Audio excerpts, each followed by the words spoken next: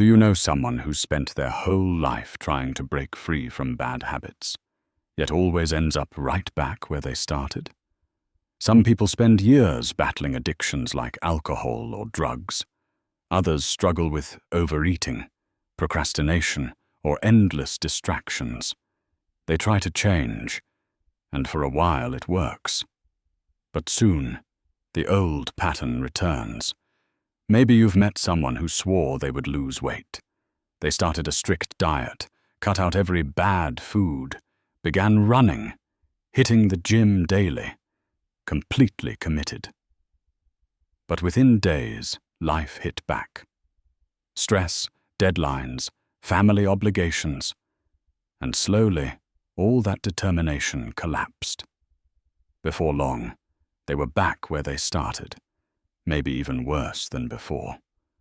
You've probably seen this story play out countless times, and maybe deep down, you've lived it too. But what if I told you there's a method, a quiet system rooted in ancient Japanese wisdom that can help you finally overcome any bad habit? A system that doesn't rely on motivation or extreme willpower, but on tiny, consistent changes that rewire your mind. It's surprisingly simple, yet powerful enough to rebuild your life from the inside out. This system blends 5 timeless concepts: Ikigai, your purpose; Kaizen, continuous improvement; Hara-Hachibu, balance and moderation; Wabi-Sabi, accepting imperfection; and Ganbaru, unyielding perseverance. But before we go deeper, I need to warn you. This system goes against everything the modern self-help industry preaches. It's not about massive action. It's not about hype or motivation. It's about doing something so small, so ordinary, that your ego won't even notice the transformation, until one day, everything changes. Before I show you how it works, I invite you to subscribe, like, and comment below. What's the one habit you want to finally change? I read every comment personally, and one message recently inspired this entire video. It came from a viewer named Arata, who asked for help overcoming obesity.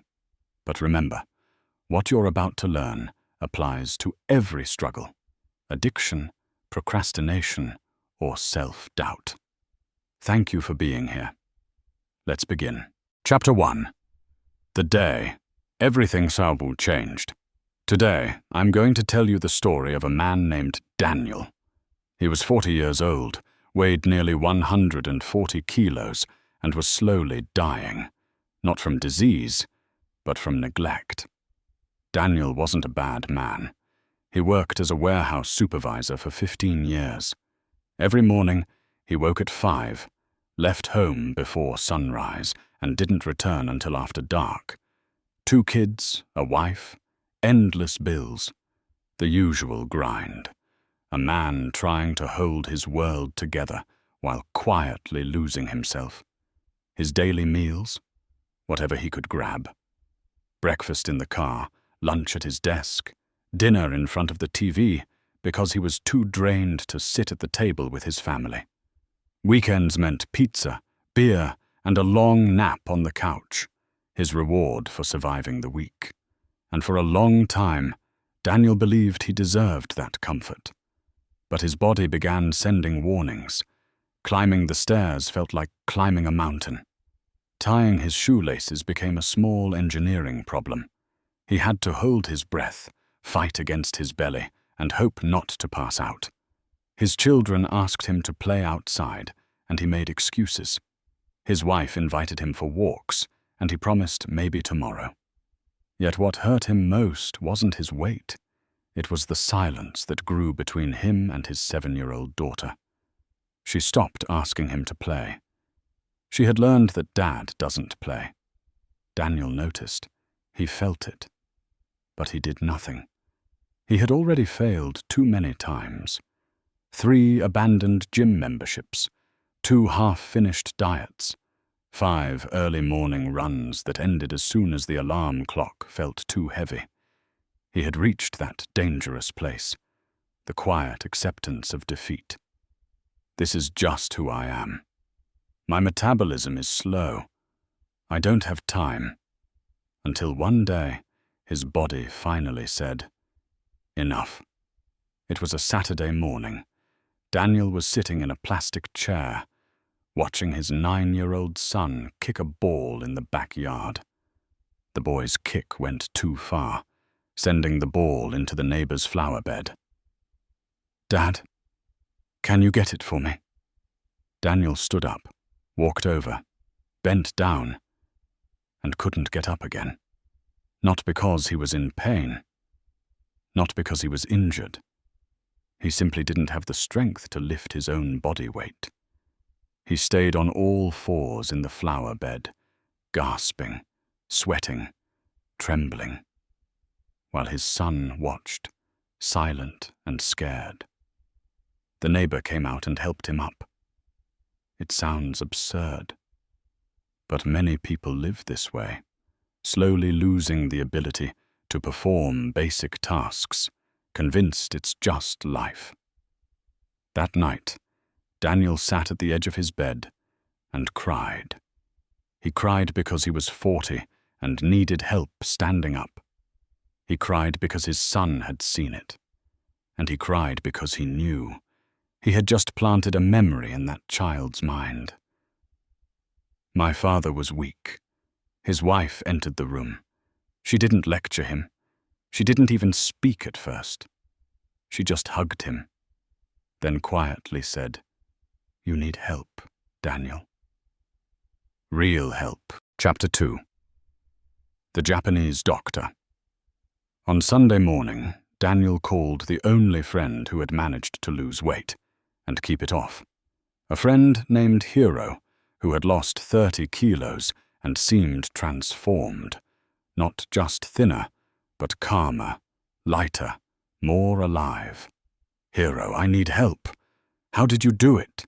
Some new diet? Surgery? Medication?" Hiro paused. "I did see a doctor," he said, "but not the kind you're thinking of." "He didn't give me medicine. He gave me a philosophy." Daniel laughed bitterly. "Philosophy doesn't make you lose weight." "You're wrong," Hiro said. "It's the only thing that it does." The following Tuesday, Daniel found himself in a quiet consultation room. It didn't look like a doctor's office. No charts, no smell of antiseptic. Just a wooden table, 2 chairs, and a large window overlooking a small Zen garden. Then the doctor entered. Dr. Kenji Tanaka, about 65 years old, slim, calm and composed. He didn't walk like a man in a hurry. His presence alone slowed time. "Daniel," he said softly, "tell me what brought you here." Daniel poured out everything. The weight, the exhaustion, the shame, the flower bed. When he finished, he expected the usual checklist: diet plan, blood tests, gym schedule. But Dr. Tanaka didn't turn on his computer. He didn't even take notes. He simply asked, "How many times have you tried to lose weight?" 3, maybe 4. "And how long did each attempt last?" 2 months, at most. Dr. Tanaka nodded slowly. "Do you know why every attempt failed?" Daniel began his usual excuses. Time, stress, genetics, metabolism. The doctor raised his hand. "No. You failed because you tried to win a 40-year war in a 2-month battle." Daniel blinked. "Your body took 40 years to reach this state. Your mind took 40 years to build these habits. And you think you can undo that in a few weeks?" Silence. Then Dr. Tanaka leaned forward. "I'm going to give you a challenge. But it will seem almost ridiculous." Daniel shrugged. "At this point, I'll try anything." "Good," the doctor said. "From tomorrow morning, before you do anything, before checking your phone, brushing your teeth, or even speaking. Drink a glass of water. Daniel waited for more instructions. None came. That's it, said Dr. Tanaka. 1 glass of water every morning for 2 weeks. Nothing else. Daniel frowned. Doctor, I need to lose 50 kilos. A glass of water won't do that. You're right, Dr. Tanaka smiled. A glass of water won't make you lose weight. But it will do something far more important. It will prove to your brain that you can keep a promise to yourself. Daniel left the office confused and slightly angry. He had just paid $200 for what sounded like a joke. But the doctor's words echoed in his head. A promise to yourself. How many promises had he broken? How many Mondays had he sworn, "This time I'll change," only to quit by Wednesday? If he couldn't trust himself, how could he ever change? That night, he filled a glass of water and left it on his bedside table. At 5 a.m., when the alarm rang, he saw the glass. He drank it. Simple. Day 2, same thing. Day 3, again. By the 7th day, something unexpected happened. He woke up before the alarm, and his first thought was, "Where's my glass of water?" His brain had begun to expect the habit. On day 14, he returned to Dr. Tanaka. "Did you drink the water every day?" "Yes." "How do you feel?"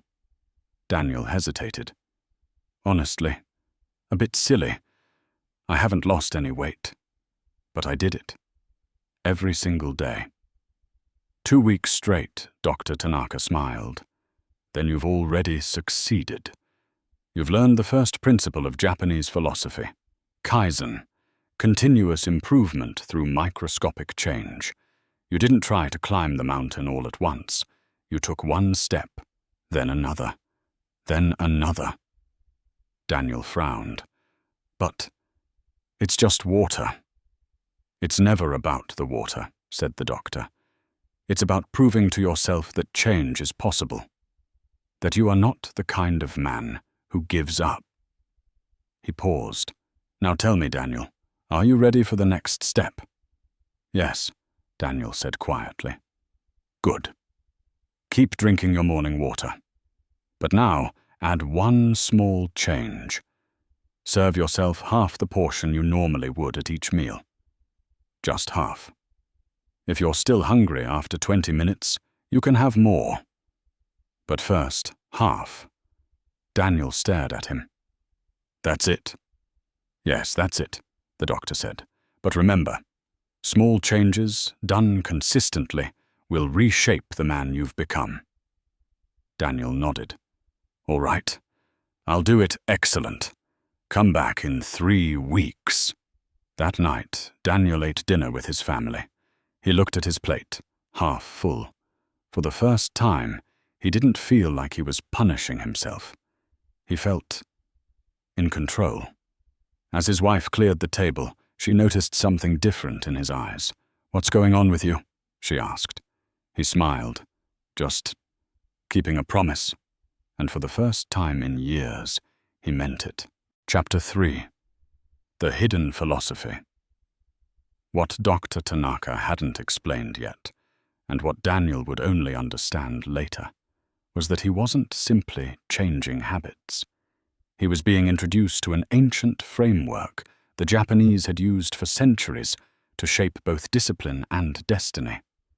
Kaizen was only the doorway, the principle of continuous improvement, 1% better every day.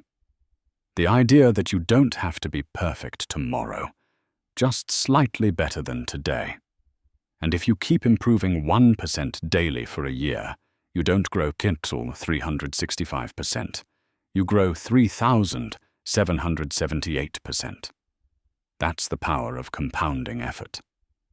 The secret, Dr. Tanaka knew, was in keystone habits, those small central actions that trigger a chain reaction of positive changes. They act like the first domino that sets everything else in motion.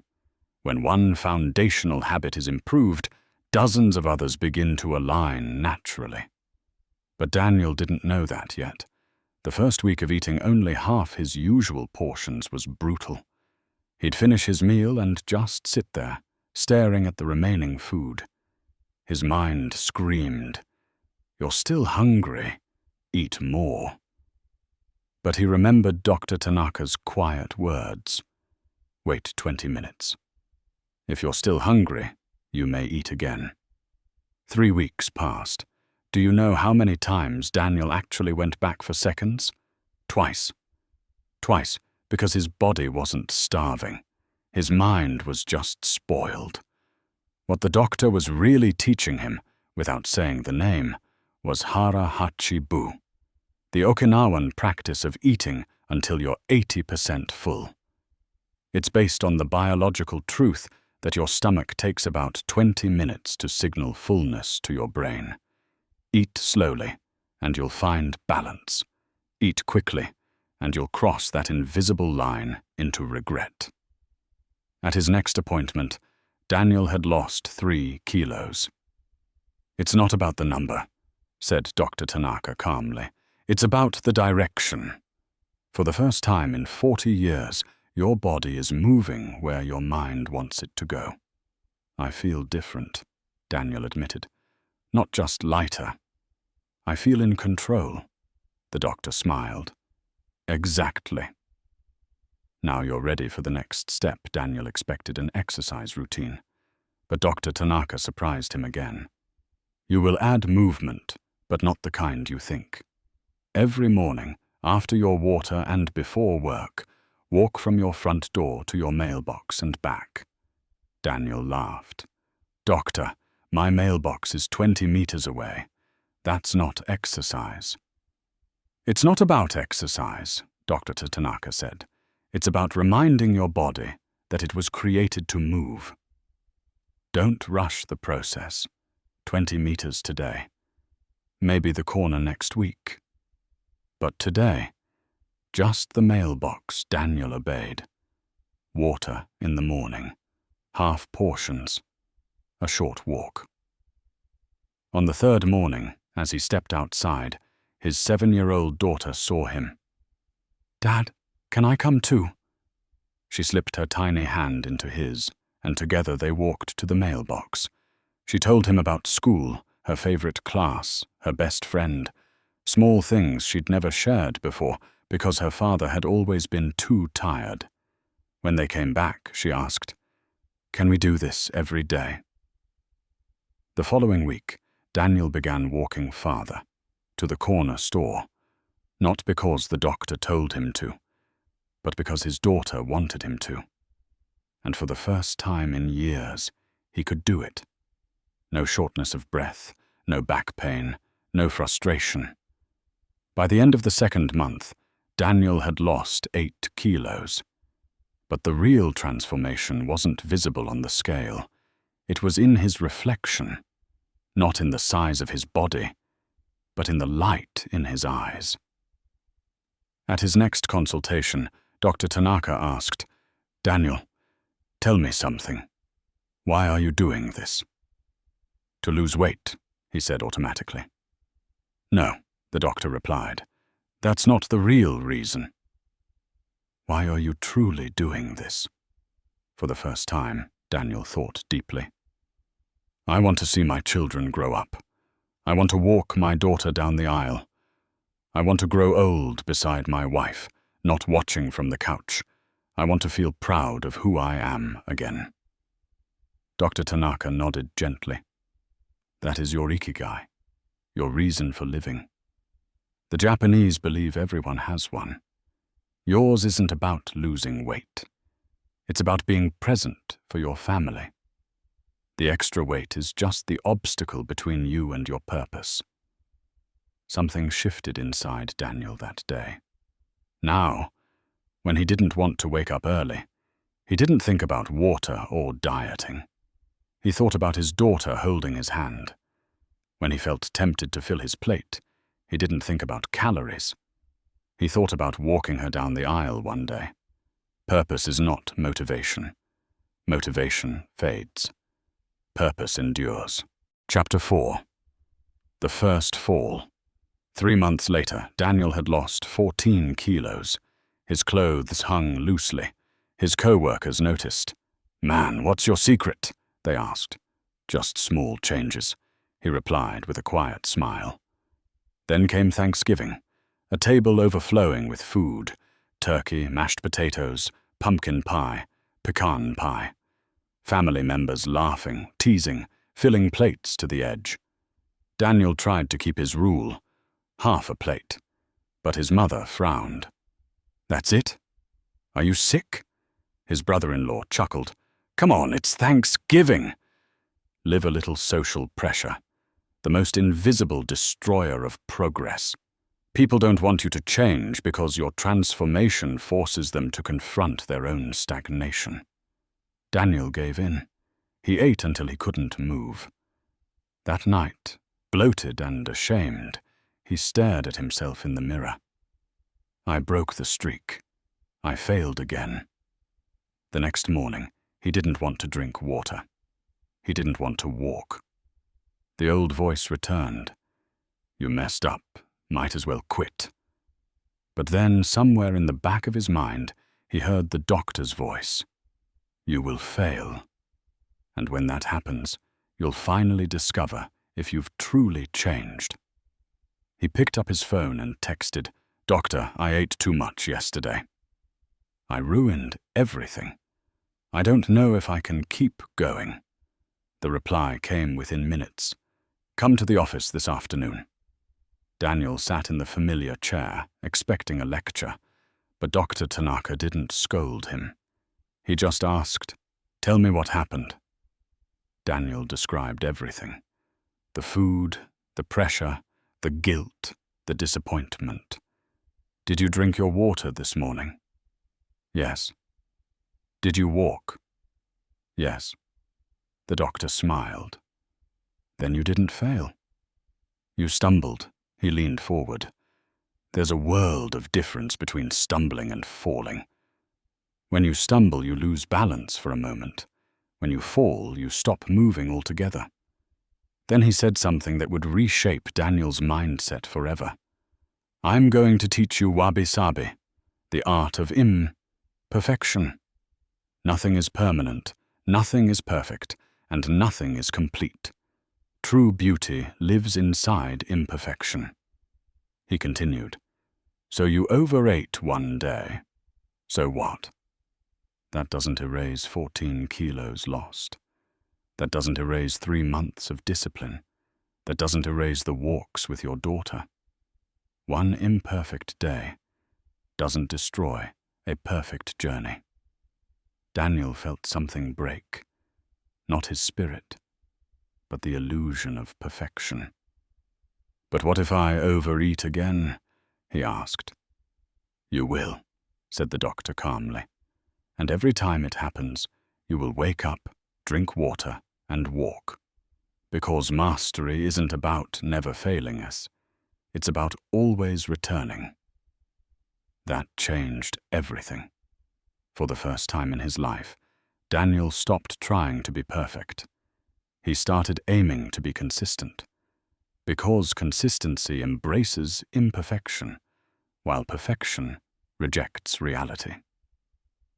Dr. Tanaka then said, "Now let me teach you about Ganbaru, perseverance. The art of enduring difficulty without losing heart. You practiced Ganbaru today. You fell yesterday, but you got up and kept going.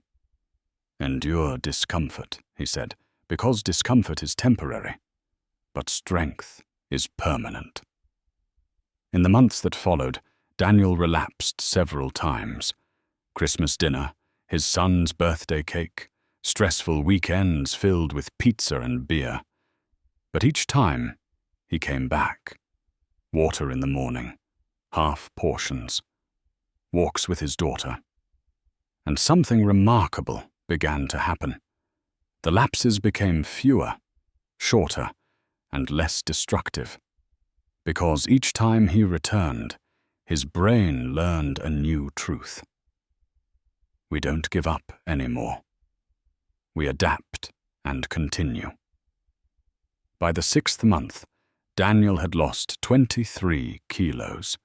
But again, the greatest change wasn't physical.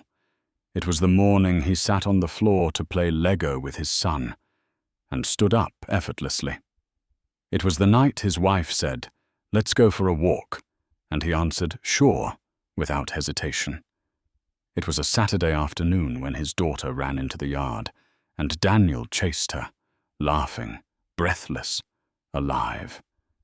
His wife watched from the window and smiled softly, because the man she married had returned, not just in body, but in soul.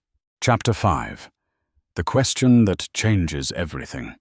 By the 9th month, Daniel had lost 35 kilos. He wasn't just walking to the corner anymore. He was walking half an hour every day. He no longer filled half his plate out of discipline. He did it because his body no longer wanted more. But something deeper had changed. He wasn't the same man anymore. At that month's consultation, Dr. Tanaka asked, "Daniel, when was the last time you thought about giving up?" Daniel hesitated. Last week? Last month? He honestly couldn't remember. "I don't know," he said. "It's been a while." The doctor smiled. "Do you know why?" "Because you stopped trying to change and started living differently. It's no longer about effort. It's about identity. You're no longer an overweight man fighting to lose weight. You're a man who takes care of himself. That's the difference between temporary change and permanent transformation." Then Dr. Tanaka took a sheet of paper and drew 5 interconnected circles. "Everything I've taught you these 9 months," he said, "can be summed up in 5 philosophies." He pointed to each circle. Ikigai. You found your purpose. It's not about losing weight. It's about being there for your family. Kaizen. You improved 1% every day. Water, food, movement. Small changes that compounded into massive growth. Hara-hachi-bu. You learned moderation. Eat until you're 80% full, not stuffed. Wabi-Sabi. You accepted imperfection and learned to return after every stumble. Ganbaru. You endured. On the hard days you didn't quit. You just did enough to keep moving. Daniel looked at the paper. Those 5 words summed up his entire journey. "Doctor," he asked, "can I keep this?" "You can," Dr. Tanaka said, "but understand one thing clearly. This isn't a weight loss system. It's a lifestyle system. You can apply it to anything. Your career, your relationships, your finances. These principles are not about losing kilos. They're about gaining control of your life." Chapter 6. The moment of truth. By the 12th month, Daniel went for a routine blood test, his first in years. He had avoided doctors out of fear of what they might find. When the results came in, the clinician looked perplexed. "Daniel, have you started any new treatment?" "No." "Why?" "Your cholesterol has dropped dramatically. Your blood pressure is normal for the first time in years. Your blood sugar is perfectly balanced. What exactly are you doing?" Daniel grinned. "Just drinking water in the morning." The doctor didn't understand the joke, but Daniel did, because it wasn't about 1 glass of water. It was about 365 days of tiny, intentional choices stacked together. 1 glass of water doesn't change your cholesterol, but a year of morning water, a year of half-filled plates, a year of daily walks does. That day, he went home, stood shirtless in front of the mirror, and looked at himself without shame for the first time in 20 years. He didn't have a six-pack. There was still loose skin, still 15 kilos to go. But for the first time, he saw a man who had kept a promise to himself every single day for a year. By the 18th month, Daniel had lost 52 kilos. He weighed 90. Not the thinnest man alive, but healthy, strong, present. When his daughter turned 9, they celebrated in the park. Children ran around playing tag, and for the first time, Daniel joined them. He chased them laughing, light on his feet. One of the parents asked, "Man, how did you lose all that weight?" Daniel thought about explaining Kaizen, Ikigai, Harahachi-bu. But then he smiled and said, "One step at a time." Literally. That night, lying in bed beside his wife, she turned to him and said, "Do you know what I love most about your transformation?" "What?" "It's not that you lost weight. It's that you came back. The man I married, the father our kids deserve. You're here again. You were physically present before, but your mind was somewhere else. Now you're with us." Daniel took her hand and whispered, "I almost gave up so many times." "But you didn't," she said. He smiled. "No, I didn't." At Stanford University, researchers found that most habits fail not because people are weak, but because they try to change too fast. The human brain interprets sudden change as a threat and resists it. But when you introduce microscopic changes, less than 1% a day, the brain stays calm. You bypass its defense mechanisms and quietly rewire yourself from the inside out. A study of longevity in Okinawa revealed that the world's longest living communities don't follow extreme diets or obsessive workouts. They follow simple, steady principles: moderation in eating, consistent movement, a clear sense of purpose, acceptance of imperfection, and perseverance through difficulty. These 5 traits appear in every so-called blue zone on Earth. Meanwhile, a neuroscientist at the University of London explained it this way: willpower is a limited resource. It runs out throughout the day. But when a behavior becomes part of your identity, you no longer need willpower. You simply act because that's who you are. That was Daniel's secret. He stopped trying to change and became someone who simply does. And that's why his story didn't end at 52 kilos.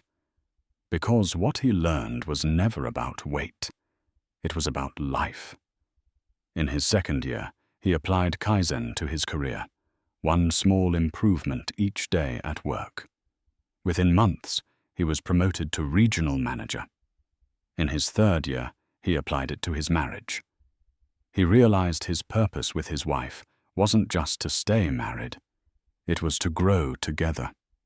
They started taking night walks again, talking about dreams they'd forgotten, making plans for the future. Their daughter turned 12 one day and said, "Dad, do you remember when you couldn't play with me?" He smiled sadly.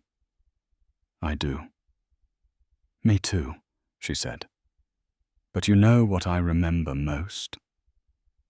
The day you started walking with me to the mailbox. That's when I knew you'd be okay." Daniel felt something warm inside him, a realization that his transformation had never been just his. Because when you change, you don't force others to change. You give them permission to. His son, now 14, started waking up early to exercise without being told, because he'd seen his father do it. His wife began meditating each morning, because she'd seen that change was possible. Transformation isn't contagious, it's permissive. It shows others what's possible, and invites them to begin their own journey. Chapter 7. The Complete System. 2 years after his first consultation, Daniel weighed 88 kilos. He had maintained his transformation, not through obsession, but through rhythm. He still drank his glass of water every morning. He still walked every day. He still ate until he felt 80% full. Not because he had to, but because that's who he was now. But the most remarkable part, he was now helping others do the same. People at work, inspired by his transformation, often asked, "How did you do it?" And Daniel would smile and answer with a question of his own. "What's the smallest change you can make today?" Most people responded with the usual answers. "Oh, I could start going to the gym." "No," Daniel replied. "Smaller. Much smaller." "Like what?" "Like drinking 1 glass of water in the morning." They'd laugh. "That's it?" "That's it. Do it for 2 weeks, then come back." 9 out of 10 people never came back. Still searching for the next miracle diet, the next 21-day challenge, the next shortcut. But the 10th person, the rare one who returned, always said the same thing. "I did it. I drank water every day, and you were right. I feel different." That's when Daniel knew this person understood. That person would succeed. Dr. Tanaka eventually retired. On his final consultation, he said, "Daniel, you know you never actually needed me, right?" Daniel laughed softly. "Without you, I couldn't have done this." The doctor smiled. "You misunderstand. Everything I taught you was already inside you. I just gave you permission. Permission to go slowly, to be imperfect, to continue even when it hurt. But the strength? That was always yours." Daniel's throat tightened. "Doctor, years ago I couldn't even stand up from a crouch." The old man nodded. "Physically, yes. But mentally, Daniel, you've been standing up your whole life. Every single day you went to work, supported your family, pushed through exhaustion and frustration. You've always had it, Ganbaru. Perseverance. You just didn't know its name." Those words broke something open in Daniel. Not pain, but truth. "So all I really needed," he said quietly, "was a system that respected who I am." "Exactly," Dr. Tanaka replied. "A system that doesn't demand perfection overnight. A system that works with your humanity, your flaws, your fatigue, your imperfection, and uses them as the soil for transformation." He continued, "The Japanese philosophies I've shared with you were never about being perfect. They were about being human, and continuing to be human, one day at a time, without stopping." That day, Daniel embraced his teacher, not as a patient thanking a doctor, but as a man thanking the person who helped him rediscover his own strength. Because Dr. Tanaka hadn't saved his life, he had simply given it back to him. Chapter 8. The Legacy. In Daniel's living room, there are 2 photographs. In the first, he weighs 142 kilos. He's sitting in a plastic chair in the backyard, watching his kids play. Not joining them, just watching. In the second photo, he weighs 88 kilos. He's on the floor, building Lego with his son. His daughter is laughing, climbing on his back, while his wife secretly captures the moment. When he later saw the photo, he asked, "Why did you take this picture?" His wife smiled softly. "Because this is the moment I waited 10 years for. The moment you came back." But the most powerful part of Daniel's story isn't the weight he lost. It's not that he reversed his health problems. It's not even that he got promoted at work. It's his daughter.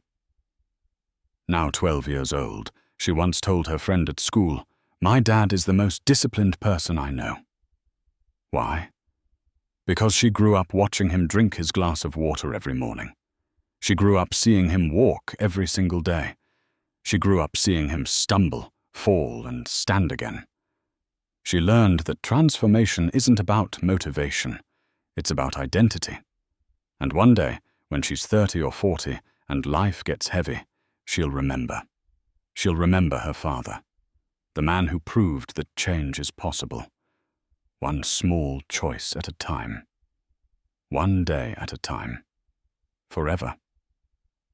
That's the real legacy. Not the new body, but the living proof that a person can rebuild themselves, one brick at a time. Now let me ask you something. You've made it this far into the video. That means you're searching for something. Maybe it's weight loss, like Daniel. Maybe it's overcoming an addiction. Maybe it's just the aching feeling that you're not living the life you were meant to live. And maybe you're thinking, this won't work for me. My situation is different, harder, more complicated. You're right, your situation is different. But the system isn't. Because no matter what your struggle is, overeating, procrastination, distraction, the problem is never lack of information. You already know what to do. You know you should eat better. You know you should exercise, sleep more, drink less, be more present. The problem isn't knowing, it's doing. And you can't do it because you keep trying to do everything at once. You're trying to win a 20-year war in a 21-day challenge. And every time you fail, you reinforce the belief that you can't do it, that you're undisciplined, weak, broken. But you're not. You're just using the wrong approach. The system I've shared here isn't about rapid change. It's about permanent change. You don't need 30 days of transformation. You need 30 years of consistency. And consistency only lasts when it's simple enough to carry you through the bad days. So here's my challenge to you. The same one Dr. Tanaka gave to Daniel. Choose one change, the smallest one possible. So small that it feels ridiculous. So small it almost feels like cheating. Maybe it's drinking 1 glass of water in the morning. Maybe it's 5 push-ups before bed. Maybe it's 1 minute of meditation. Maybe it's reading a single page from a book. It doesn't matter what it is, only that it's small enough that you can't find an excuse not to do it. Do it for 2 weeks. No more. No less. Don't add anything else. Don't try to speed it up. Just one small thing, every single day, for 14 days. And when you reach day 14, you'll have proven something powerful. Not that you can lose weight or quit an addiction, but that you can keep a promise to yourself. And that proof is everything. Because once you know you can keep a small promise, you'll know you can keep any promise. Then you add another small habit, and another, and another. And before you know it, you've become a new person. Not because you forced change, but because you built it. One microscopic choice at a time. Daniel's journey took years. Yours might take 3. It doesn't matter. Time will pass anyway. The real question is, 5 years from now, when you look in the mirror, will you still be filled with regret? Or will you see someone who honored every promise they made to themselves? Ikigai gives you purpose. Kaizen gives you progress. Hara-hachi-bu gives you balance. Wabi-Sabi gives you compassion. Ganbaru gives you strength. You don't need them all at once. You just need to begin with one. And when you stumble, because you will, you don't quit. You simply stand back up. Because practice isn't about never falling. It's about always rising. If this story inspired you, comment below. Tell me, what's the smallest change you're starting with tomorrow morning? Don't write your grand plan. Just one small act, your first promise. When you write it publicly, You've already turned intention into action. That's where real change begins. I'll be reading your comments, and in 2 weeks I'll come back to see who followed through, who drank the water, who did the push-ups, who took the first microscopic step toward the life they've always wanted. You don't need to be perfect. You just need to start. Thank you for watching, and for staying till the end. It means you're already committed to your own transformation. Until next time, be present, walk with honor, and follow the path.